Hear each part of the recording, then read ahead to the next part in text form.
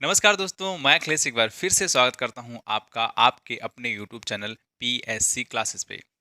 सवालों का सिलसिला जारी रहेगा कब तक, जब तक आपके एग्जाम में आखिरी सवाल तक मैं पढ़ा ना दूं, सिखा ना दूं। ठीक है, तो शुरुआत करते हैं उसी जगह से जहां से हमने छोड़ रखा था। तो हमने कहां तक पढ़ाई कर ली थी? 110। ठीक है, 110 क्वेश्चन तक हमने पढ़ाई कर ली थी। अब हम लोग चलेंगे 111 नंबर पे। तो कंप्यूटर महोदय 111 नंबर सवाल दिखाएं। 111 सवाल है कि 11 का स्क्वायर प्लस 12 का स्क्वायर प्लस 13 का square plus dot dot dot dot कहाँ तक है? 20 तक, प्लस 20 का स्क्वायर। ठीक, कुछ ऐसा सवाल है। अगर ऐसे सवाल को आप देखें तो आपको एक चीज याद रखनी है, इनका क्रम देख लीजिए। तो 11 के बाद है, 12 के बाद 13 है, 13 के बाद ऐसे चलता गया है कहाँ तक? 20 का स्क्वायर तक।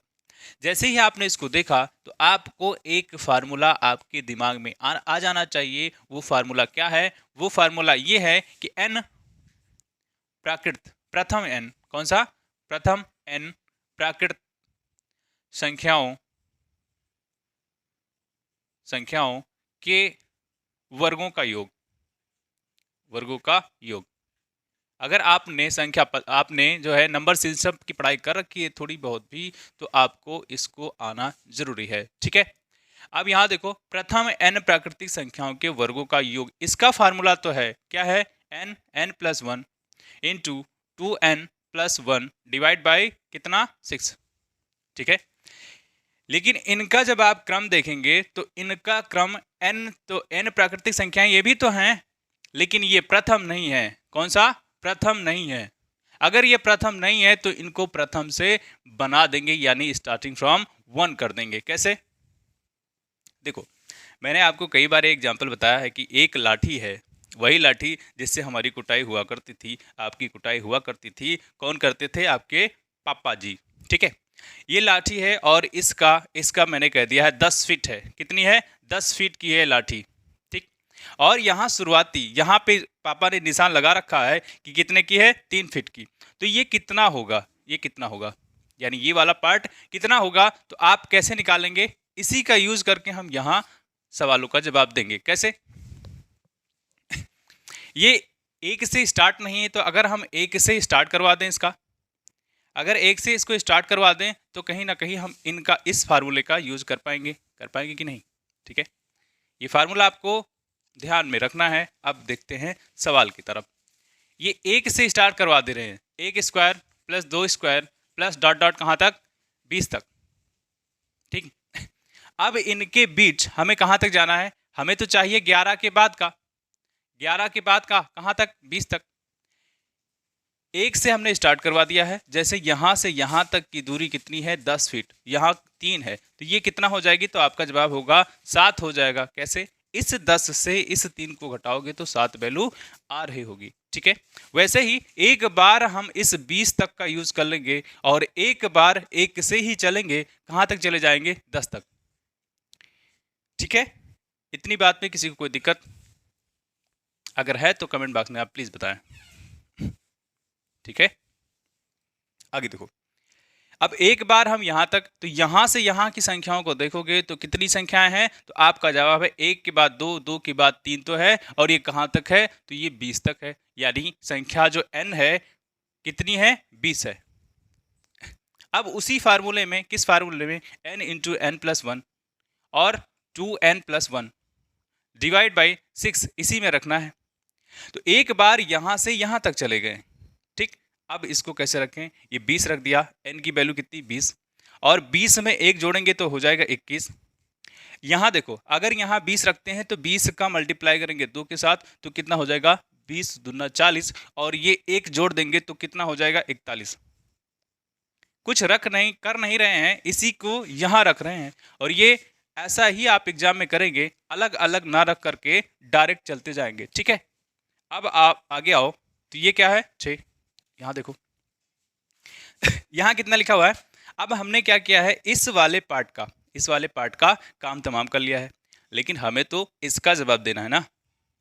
इस वाले पार्ट का जवाब देना है। तो इसका कैसे देंगे, अब यहाँ तक घटा देंगे, ऐसे ही जैसे मैंने बताई थी कि एक लाठी है और उसमें 10 फीट है, 3 फीट हमें मालूम है, तो कितना हो जाएगा, 10 से 3 को घटा देंगे तो 7 वैल्यू आ रही होगी। वैसे ही यहाँ करेंगे।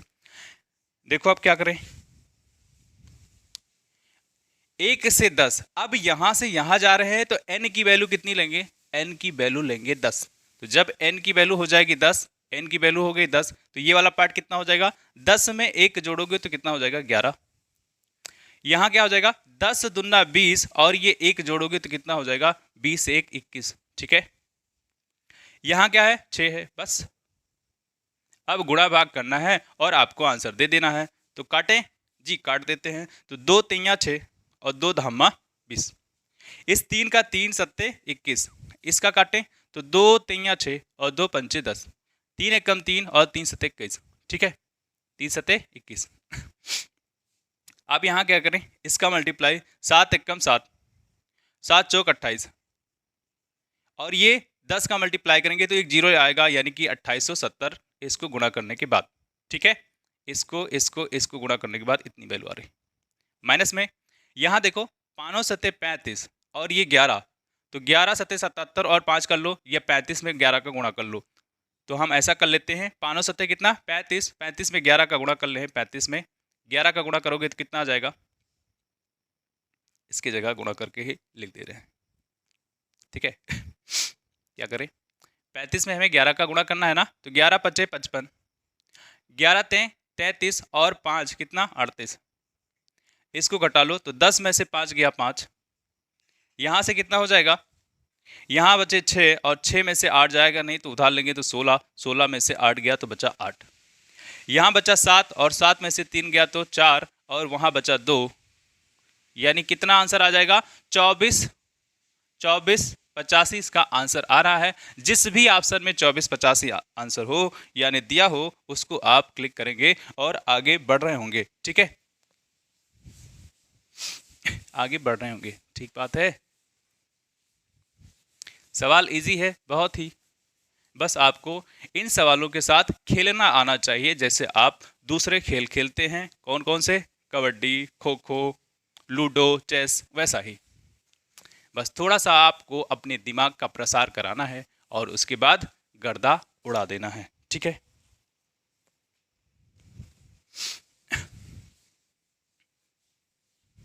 चलेंगे आगे की तरफ। और कंप्यूटर जी नेक्स्ट क्वेश्चन आप दिखाएं। तो नेक्स्ट क्वेश्चन है कितना, 112, 112 ना। मैंने बोला था इस वाले एक्सरसाइज में कितनी सवाल हैं, 118 सवाल हैं, जिसमें से हम लोग 112 की तरफ पहुंच चुके हैं। ठीक, तो 112 में क्या है, एक square plus 2 square plus 3 square plus dot dot dot कहाँ तक, 20 स्क्वायर। इसकी वैल्यू दी हुई है 2870, कितना, 2870। अब क्या है, अब है हो तो 2 स्क्वायर, दरवाजा बंद करो, 4 square plus 6 square plus dot dot dot 40 का स्क्वायर।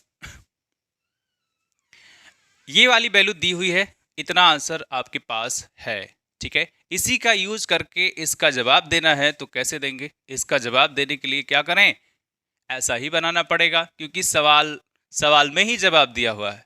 क्या है, सवाल में ही जवाब दिया हुआ है। ऐसे सवाल को ऐसे चुटकियों में उड़ाएंगे कैसे, देखो इसको हम ऐसा ही बना लेते हैं। तो मैं अगर इसको लिखना चाहूं तो क्या 1 गुणे 2 का स्क्वायर लिख सकता हूं कि नहीं, इसको अगर मैं लिखूं तो 2 गुणे 2 का स्क्वायर लिख सकता हूं कि नहीं, अगर मैं इसको लिखूं तो क्या 2 गुणे 3 का स्क्वायर लिख सकता हूं कि नहीं, बताइए। इसको लिखूं तो क्या 2 गुणे 20 का स्क्वायर लिख सकता हूं कि नहीं। ठीक, ऐसा अगर ऐसा लिख सकते हैं तो आप हर जगह यानी हर टर्म में, हर पद में आप देखेंगे कि 2 है, 2 है और 2 है और 2 है। तो जब मैंने आपको एक चीज और बता रखी है, क्या बता रखी है कि m गुणे n हो और इसकी पावर a हो, तो क्या हो जाएगा, m की पावर a अलग में और n की पावर a अलग में। या इसको दूसरी तरीके से कि a गुणे b हो और इसकी पावर क्या हो, m हो, तो क्या करेंगे, a की पावर m और b की पावर m। कैसा भी हो, आपको बस ये जान लेना है कि अगर ब्रैकेट के अंदर कोई संख्या है और उसकी पावर में है तो ब्रैकेट के बाहर वो दोनों संख्याओं के पार में वही पावर आ रहा होगा। ठीक है, अब इसका यूज करके आंसर देते हैं। तो यहाँ भी 2 है, यहाँ भी 2 है, यहाँ भी 2 है, यहाँ तक 2 2 है, तो हम क्या करेंगे, इसी 2 स्क्वायर को कॉमन ले लेते हैं। तो जब 2 स्क्वायर को कॉमन ले लेंगे तो बचेगा कितना, 1 का स्क्वायर प्लस 2 का स्क्वायर प्लस 3 का square plus dot dot dot यहाँ 20 का स्क्वायर। अब ये इस वाले को देखो, तो इस वाले को जब आप देखेंगे तो इतनी वैल्यू दी हुई है, यानी इस वाले टर्म का मान कितना है, तो ये 2870 इसका मान है। 2 की स्क्वायर करेंगे तो जब 2 का स्क्वायर करेंगे तो आंसर कितना आएगा, 4। इस वाले का मान दिया हुआ है तो बस कुछ नहीं करना है, 2870 लिख देना है। इसका मल्टीप्लाई करेंगे तो 4 शून्य 0 और 4 सत्ते 28 और 4 अट्ठे 32, 32 2 34 और 4 दूनी 8 और 8 3 11, 11480 जिस भी ऑप्शन में हो उसको आप चुन लीजिए। चुन चुन के मारेंगे, क्या करेंगे, चुन चुन के। तो 11480 इसका आंसर आ रहा है, जिस भी ऑप्शन में हो आप उसको उड़ा दो। उड़ा दो मतलब उड़ा दो, और क्या। थोड़ा हाल चाल बताइए, आप लोग कैसे हैं, सब बढ़िया चल रहा है, पढ़ाई लिखाई और कुछ जो भी आपके जीवन में चल रहा है, प्यार मोहब्बत इश्क उस्क, इसको थोड़ा सा रोको, पढ़ाई ज़्यादा करो। पढ़ाई करोगे, सफल हो जाओगे तो चीज़ें अपने आप सारी नॉर्मल हो जाएंगी जो अभी आपके जीवन में उथल पुथल मची हुई है। ठीक है, 113 देखो, बहुत चुट्टू सा यानी टुच्चू सा सवाल है, इसका जवाब मुझे लगता है कि आप लोग बखूबी दे पाएंगे। 86 79 43 कह रहा है, मैं 7 के स्थानीय मान तथा जातीय मान में क्या अंतर है। पहले तो ये देख लो कि स्थानीय मान और जातीय मान क्या है, अंग्रेजी में बोलते हैं प्लेस वैल्यू और फेस वैल्यू।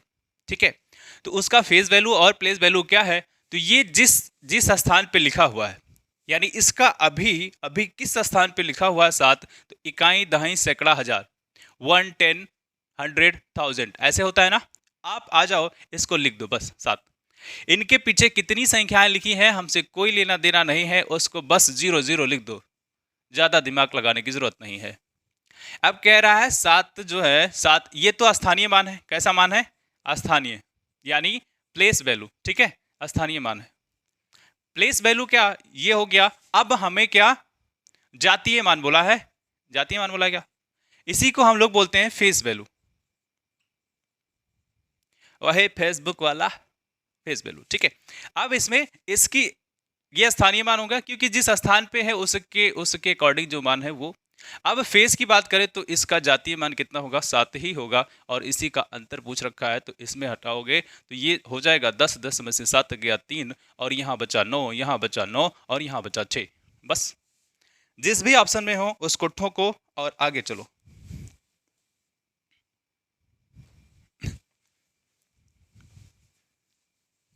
ठीक है, आगे कंप्यूटर महोदय दिखाइए अगला सवाल। तो अगला सवाल आपका है 114। ज़्यादा सवाल आज नहीं है क्योंकि मैंने बताया था इस वाले एक्सरसाइज में सिर्फ और सिर्फ 118 सवाल है, तो इसको आज यहीं पे ख़त्म कर देंगे।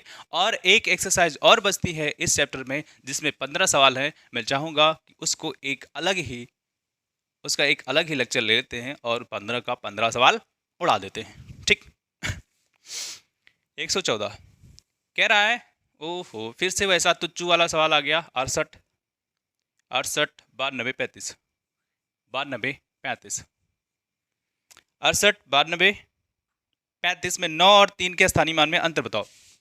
कुछ नहीं करना है, कह रहा है 9 और 3 के स्थानीय मान। तो मैंने बताया है कि जिस स्थान पे ये है उसका मान कितना है, उसका मान कितना है। जैसे प्रधानमंत्री हो, मुख्यमंत्री हो, उस पद का ही मान है। जैसे ही वो अपने पद से चले जाते हैं कोई पूछता ही नहीं है, है ना।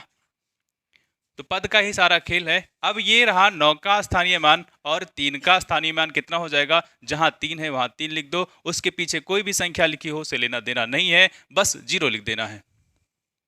अंतर कह रहा है तो अंतर क्या है, 0 से 0 गया और यहां जाएगा 10, तो 10 में से 3 जाएगा 7, यहां बचेगा 9 और यहां बचेगा 8। 8970 114 नंबर है 8970। एक ऑप्शन बी में मिल रहा है तो आप उसी को क्लिक करिए और आगे चलते हैं। एक गाना है बड़ा अच्छा है, मुझे बड़ा अच्छा लगता है, मैं कभी कभी सुनता हूँ वो वाला कि एक मीरा एक राधा, अंतर क्या है, एक दर्श दीवानी, दोनों ही श्याम की दीवानी होती हैं। एक दर्श यानी कि दर्शन, देखने मात्र की दीवानी है, और एक प्रेम दीवानी। ठीक है, तो ये गाथा बीच में चलती रहेगी। आप आ जाओ अपने पॉइंट पे। 115 115 ठीक है, 115। ए तथा बी पूर्णांक हो जहां बी इज ग्रेटर देन 0 तो दो पूर्णांक क्यू तथा आर होंगे, क्यू तथा आर होंगे। ठीक है, ये गजब का सवाल है, मजेदार सवाल है। इसको सिखाने के लिए मुझे थोड़ा सा आपको पीछे ले जाना पड़ेगा। पीछे क्यों, क्योंकि मैंने पढ़ा तो रखा है लेकिन शायद आप अभी भूल गए हों, तो आप अभी बिल्कुल ना भूलें, अभी भूलें ना। ये मैंने बताया था डी बराबर डी क्यू प्लस आर। ठीक है, इसको बताने के लिए मैंने आपको बताया था कि डी क्या होता है, भाज्य, हिंदी में जान लो, अंग्रेजी में क्या बोलते हैं, डिवाइडेंट, डिविडेंट। डी फार होता है क्या, भाजक, जिसको डिवाइजर बोल रहे होते हैं। क्यों क्या होता है, क्वेश्चन, जिसको क्या बोलते हैं, भागफल, सॉरी भागजाफल, भागफल। और ये प्लस में आर मतलब होता है शेष, शेषफल बोलो, और अंग्रेजी में रिमाइंडर बोल रहे होते हैं। ठीक है, ये अगर आपको आता है तो इस सवाल का आप बखूबी जवाब दे पाएंगे। लेकिन अभी मैं आपको थोड़ा सा और ही सरल बताया दे रहा हूं, बनाए दे रहा हूं सवाल को। देखो, अगर मैं 4 को 25 में भाग दे दूं तो कितना आंसर आ रहा होगा, यहीं से आप लिंक कर पाएंगे इस सवाल को। ये 4 है तो मैं कहूंगा 4 छक कितना हो जाएगा, 24। जितना सरल से सरल हो सकता है मैं आपको कोशिश करता हूं बताने की। ठीक है, इन चीजों से आप कहीं ना कहीं तो टच हुए होंगे, यानी रूबरू हुए होंगे, इसलिए आपको समझ ज्यादा आएगा। ठीक है, हवा में उड़ाने को तो मैं आंसर दिलवा ही दूंगा, लेकिन अभी सीख लो। तो क्या किया है, देखो, इसी को क्या बोल रहे होते हैं, या इसी को बोलते हैं शेष। ठीक है, इसको क्या बोलते हैं, भागफल, और इसको क्या बोलते हैं, भाजक, और इसको क्या बोलते हैं, भाज्य। जी जनाब, बताइए, कुछ ऐसा ही। ठीक, अगर ऐसा ही है तो आते हैं अपने सवाल की तरफ। देखो, सवाल पे आने से पहले कुछ चीज मैं सिखा देता हूं। जो शेष है, शेष है वो क्या हो सकता है, अगर यहां 24 लिखा होता, अगर यहां 24 लिखा होता तो ये शेष जो 1 लिखा है वो 0 नहीं हो गया होता, बताइए, ये 0 नहीं हो गया होता। यानी इसको अगर मैं आर बोल देता हूं तो आर की वैल्यू क्या हो सकती है, या तो 0 से बड़ी होगी या तो 0 के बराबर होगी। यहां से आपको समझ में आ गया होगा, यानी जो रिमाइंडर है या तो 0 हो सकता है या तो 0 से बड़ी वैल्यू हो सकती है, 0 से कम नहीं होगा। ठीक, आगे आओ। अब किसकी बात करें, अब हम कर लेते हैं भाजक की। देखो, जो भागफल है, जो भागफल है, जो भागफल है वो किससे बड़ा है, क्या रिमाइंडर से बड़ा है, क्या रिमाइंडर से बड़ा है, जी बिल्कुल बड़ा है, इससे भी बड़ा है। और सबसे बड़ा कौन होगा, तो ये होगा। अगर इनका रिलेशन अगर आपको लिखना है तो कैसे लिखेंगे, कैसे लिखेंगे, इस वाले पार्ट को मैं क्या बोल दूं, इस वाले को क्यों बोल दे रहा हूं, ठीक है, इसको मैं डी बोल दे रहा हूं, ये तो कैपिटल डी है। यानी अगर आपको रिलेशन लिखना हो तो ये डी जो है सबसे बड़ा होगा, डी सबसे बड़ा होगा। ठीक है, और कौन बड़ा हो सकता है, तो आपका जवाब होगा आर, तो क्या होगा, या तो 0 से बड़ा होगा या 0 होगा। और आर से भी बड़ा क्या हो जाएगा, क्यू, और क्यू से भी, क्यू बड़ा हो सकता है आर से, लेकिन लेकिन किंतु परंतु दूसरी बात, दूसरे में देखें तो डी भी तो आर से बड़ा ही होगा।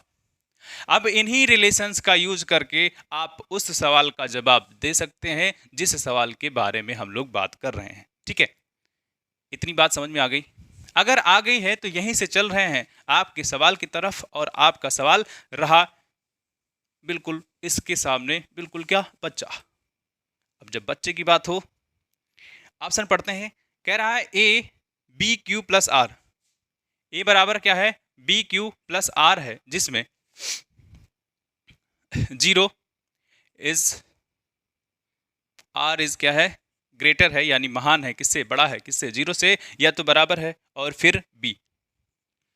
अगर इसकी तुलना इससे कर लें, इसकी तुलना अगर इससे कर लें तो आपको देखने में मिलेगा कि ये डी है, यानी ये कोई संख्या है, ये बी यानी कि डिवाइजर है, और ये क्यू यानी क्यू और आर मिल रहा है। अब मैं कह रहा हूं, इसने कह रहा है बी से बड़ा, तो क्या बी बड़ा होगा, बी बड़ा होगा आर से? तो अभी पीछे ही हमने देख रखा है कि क्या है, यहां डी की जगह बी लिखा हो, यहां डी की जगह बी अगर लिख देते हैं तो कहीं ना कहीं यही रिलेशन बन जाएगा।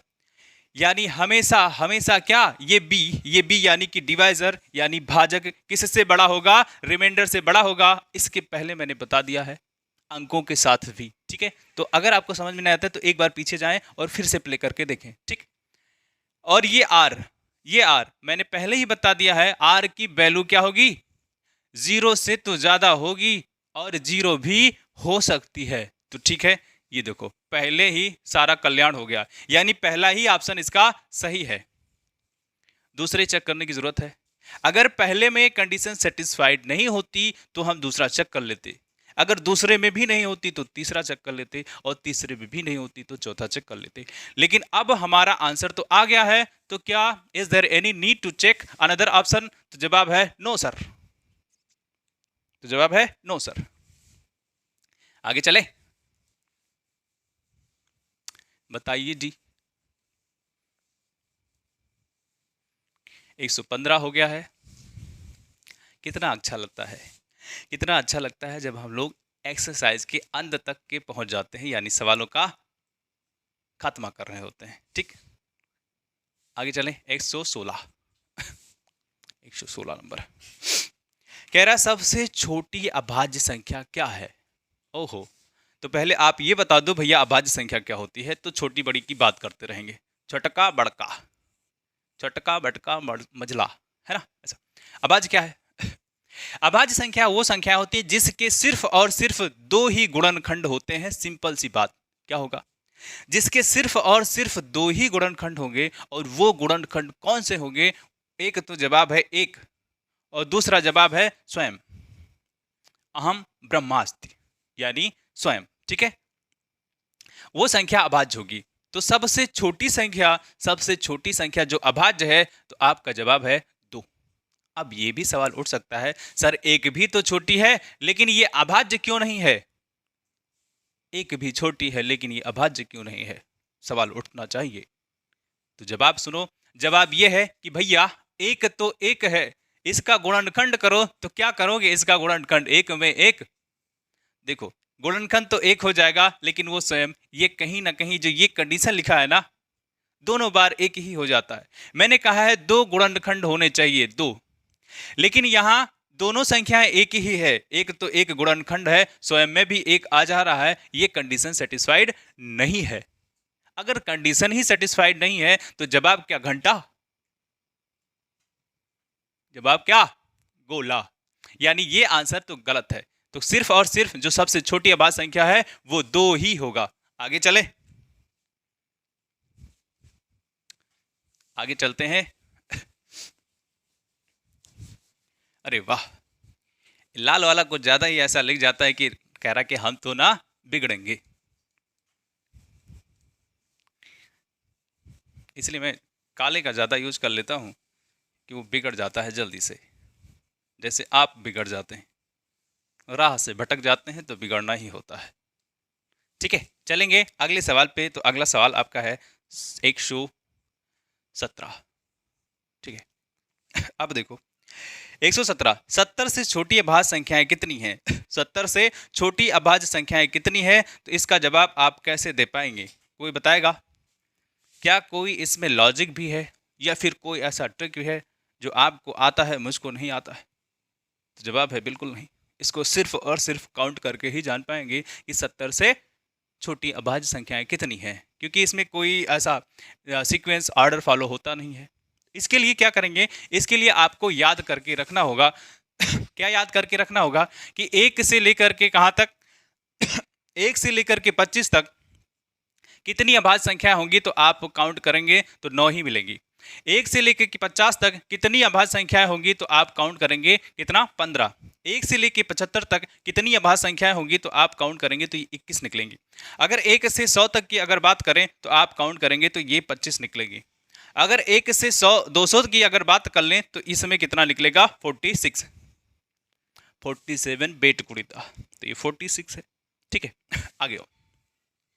वो हनी सिंह का 11 है, 47 बेट कुड़ीदा, तो 46 लिखा हुआ है। आगे चलते हैं। 1 से 25 ये क्या है, आप काउंट करके आप लिख करके भी देख सकते हैं कि 1 से 25 तक अगर पढ़ेंगे तो उसमें 9 संख्याएं ही ऐसी संख्याएं होंगी जो अभाज्य होंगी। अगर 1 से 50 तक जाते हैं तो 15 निकलेंगी, 1 से 75 तक जाएंगे तो 21, 1 से 100 तक जाएंगे तो 25 और 1 से 200 तक जाएंगे तो 46। लेकिन सवाल ने तो खेला कर दिया है, वो कह रहा है 70 से छोटी। क्या कह रहा है, 70 से छोटी। क्या करें, 75 तक, इस वाले आ जाओ, इस वाले रो में आ जाओ। कह रहा है 75, 1 से 75 के बीच में 21 है और हमें 70 से छोटी बतानी है, तो 70 के बाद भैया काउंट कर लो 75 तक, इससे घटा दो। क्या करेंगे, 70 के बाद जितनी है उसको काउंट कर लो, फिर इसको घटा दो, आंसर आपको मिल जाएगा। तो 70 के बाद जो पहली अभाज्य संख्या होगी वो 71 होगी। हाँ, एक खास बात और है अभाज्य संख्या में, वो किसी के पहाड़े में नहीं आती हैं, वो किसी के पहाड़े में नहीं आती हैं। ये वैसी तितलियां हैं जो सिर्फ और सिर्फ क्या करती हैं, फूलों पे मंडराती रहती हैं और किसी के पहाड़े में यानी झांसे में नहीं आती हैं। तो ऐसा ही कुछ खेल है किसके साथ, अभाज्य संख्याओं के साथ, ये किसी के पहाड़े में नहीं आती हैं। तो 71 और अगला जाएंगे तो आप देखेंगे 73, यानी ये दो संख्याएं ऐसी संख्याएं हैं जो अभाज्य हैं 1 से 70 और 75 के बीच में। और हमारे पास ये काउंट रखा हुआ है, ये गिना गना है। ये डाटा आप अपने नोट में, शॉर्ट नोट जहां भी बनाते हैं उसको ऐसे स्टार मार्क, जितना भी स्टार लगा सकें उतना लगा करके लिख लें। ठीक है, देखिए क्या करें, अब क्या करें, इसमें दो संख्याएं ज्यादा हैं, हमें जाना कहां तक है, 70 तक ही जाना है, लेकिन 75 तक लिखा है। तो इन्हीं दो संख्याओं को घटा दो, यानी 21 में से चला गया कितना, 2, तो बचा कितना, 19। यानी इसका जवाब हो जाएगा 19, यानी 117 का कितना है, 19। किसी भी ऑप्शन में है जी, जी बिल्कुल सी में है। मजा आ गया, इसको आप याद रखेंगे। ठीक है, नहीं तो आप काउंट करने बैठ गए तो फिर गया, उतना समय नहीं होता है एग्जाम में, कुछ चीजें याद करके जानी पड़ती है। ठीक,